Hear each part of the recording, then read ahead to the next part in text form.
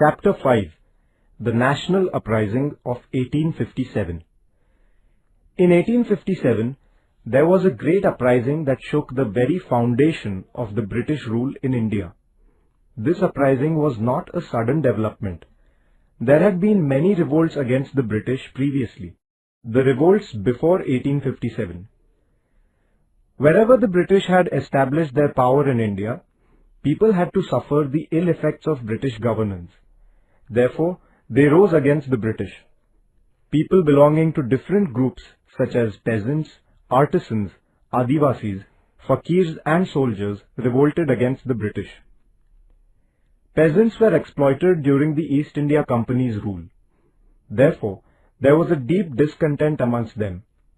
In the period from 1763 to 1857, the peasants in Bengal rose in rebellion under the leadership of the sannyasis first and later that of the fakirs. Similar revolts took place in Gujarat, Rajasthan and South India as well. The Adivasis and the forest-dwelling tribes in India also challenged British power. The British laws had deprived them of their right to earn a livelihood from the forest wealth. The Kolams of the Chota Nagpur region, the Gonds of Odisha, the Kolis, Bhils and the Ramoshis of Maharashtra revolted against the British. The Santhals in Bihar rose in rebellion on a very large scale. For several years, the British had to undertake military campaigns to suppress their revolt.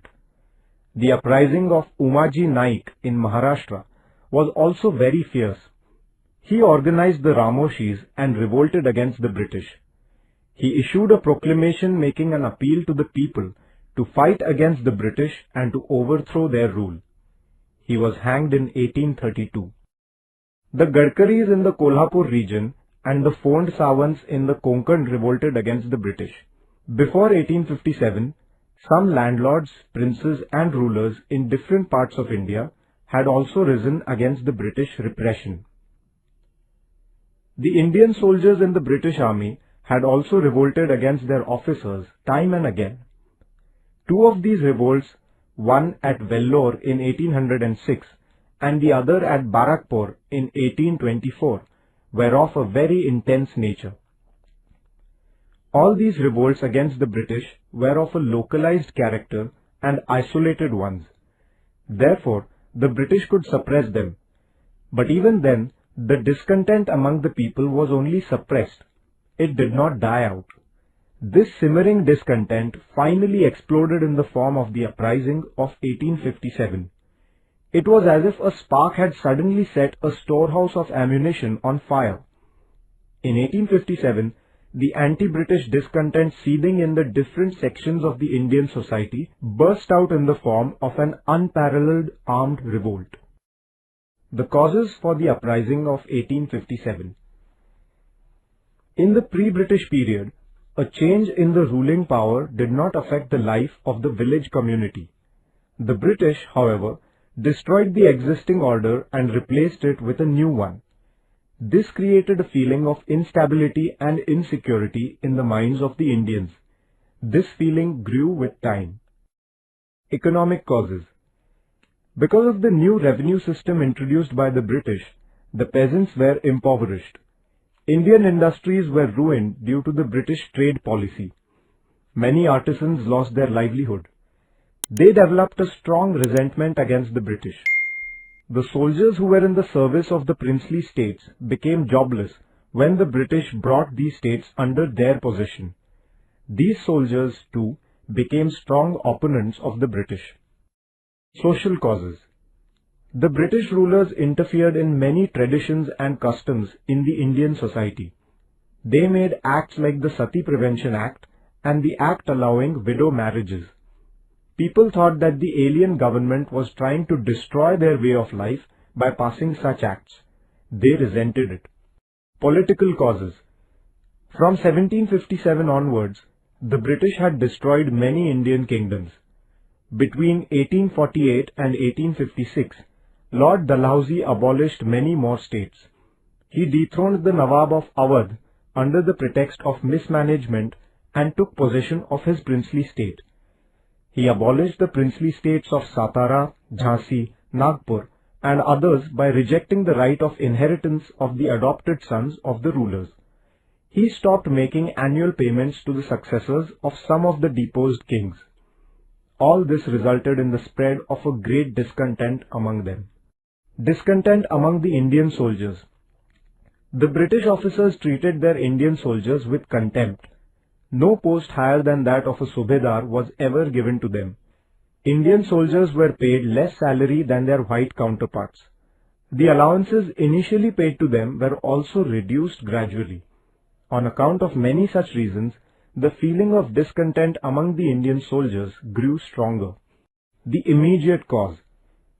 In 1856, the British gave the Indian soldiers long-range Enfield rifles and a new type of greased cartridges to be used in them.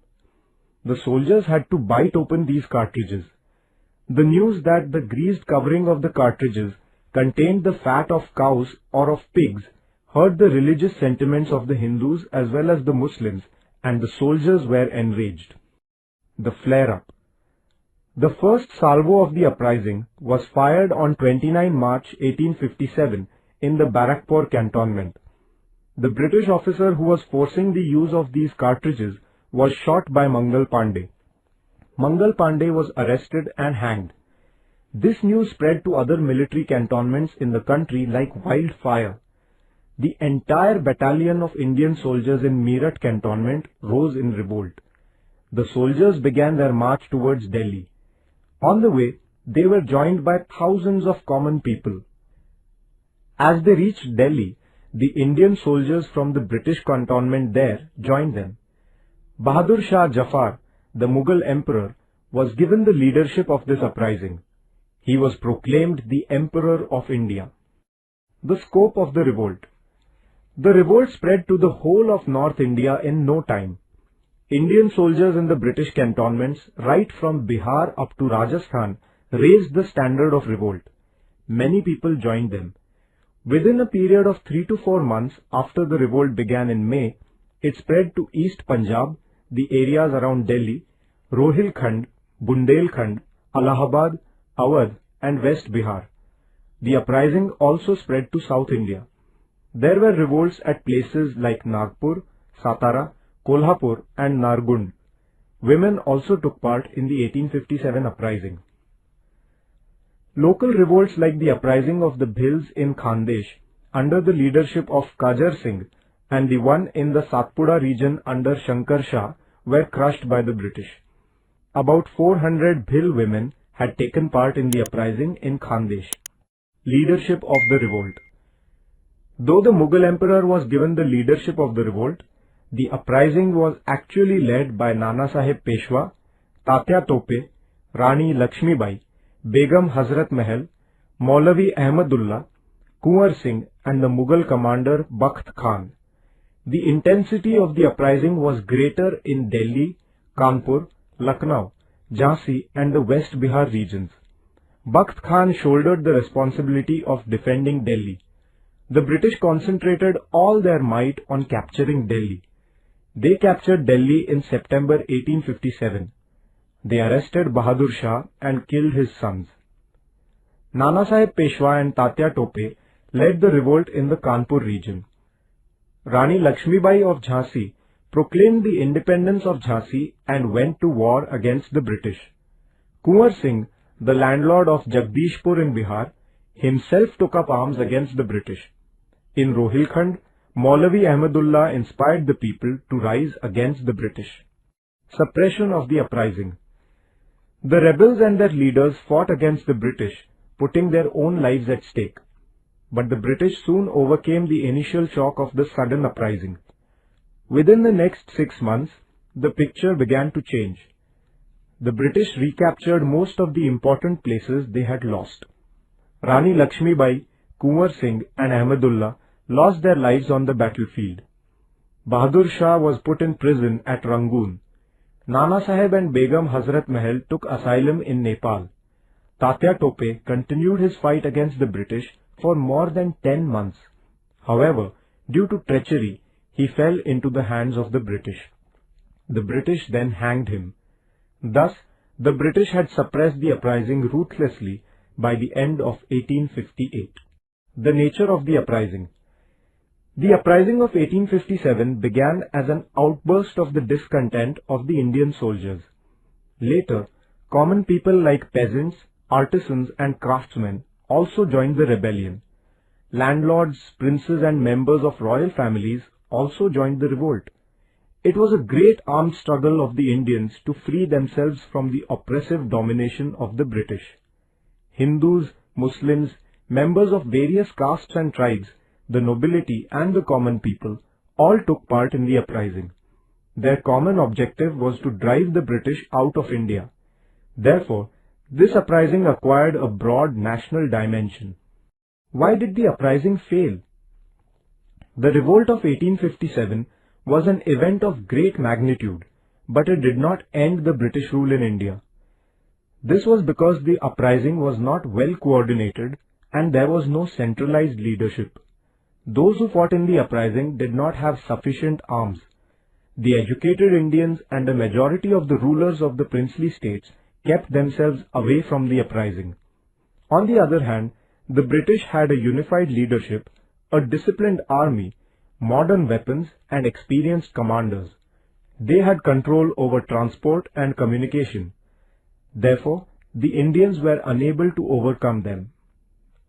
Although the uprising failed, the sacrifice of those who fought in the uprising was not in vain. It inspired the future generations of Indians. The British power was shaken due to this revolt. The effects of the uprising. The uprising of 1857 had far-reaching effects. The rulers in Britain realized that the uprising was the result of an intense feeling of discontent against the British among the Indians. They were convinced that the British power in India was not safe in the hands of the East India Company. Therefore, in 1858, they passed the Act of abolishing the rule of the East India Company in India. The British Parliament took charge of the affairs of India. Queen's Proclamation. In November 1858, Queen Victoria of England issued a proclamation addressing the Indian people. She declared that the Indian people were her subjects and that no discrimination would be made amongst her subjects on account of race, religion, caste or place of birth, and further that the government jobs would be given strictly according to merit. She also promised that the government would not interfere in the religious matters of the Indians. The proclamation also promised that all treaties made with the Indian princes would be honored and no state would be annexed in future. The reorganization of the British Army. The British Army in India was reorganized. The number of European soldiers and officers in the army was increased. Indian battalions were rearranged on the basis of caste. The control of the artillery was placed entirely in the hands of the British officers. The objective behind all this was to prevent Indian soldiers from coming together and rising in rebellion once again. Change of policy. After 1857, the British made changes in their internal policy also. They decided not to interfere with the social matters in India. But at the same time, the British government constantly tried to prevent the Indians from being socially united. The British resorted to the policy of divide and rule in order to consolidate their empire in India. The uprising of 1857 had a deep impact on the Indians also. In place of regional loyalties, there began to emerge a national spirit. Since all the ways of fighting the British had failed, Indians began to realize the need to look for